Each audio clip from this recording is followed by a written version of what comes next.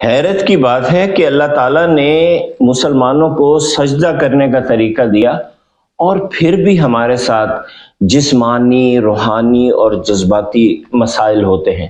اس کی بیسک وجہ یہ ہے کہ ہم ٹھیک سے اللہ کے نبی کے طریقے کے مطابق سجدہ نہیں کرتے۔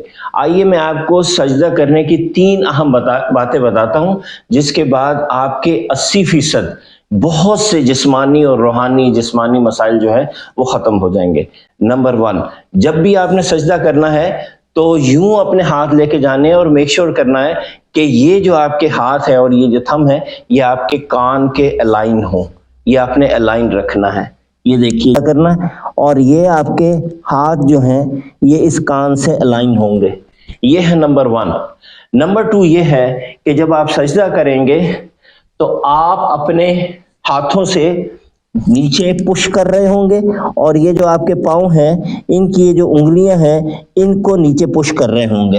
تو ہاتھوں سے نیچے پش کر رہے ہوں گے اور پاؤں سے بھی نیچے پش کر رہے ہوں گے، اور یہ آپ کی باڈی میں ایک خاص قسم کا تھوڑا سا ٹینشن کریٹ کرے گا جو کہ آپ کی ایکسرسائز ہے۔ اور تیسری چیز یہ ہے کہ جب آپ سجدہ کر رہے ہوں گے تو آپ نے یہ جو نیچے کا آپ کا پارٹ ہے سٹمک کا، اس کو اندر پل کر کے رکھنا ہے۔ لیجئے یہ تینوں چیزیں آزمائیے اور دیکھیے کہ آپ کی پرسنالٹی میں کتنی زبردست تبدیلی آتی ہے۔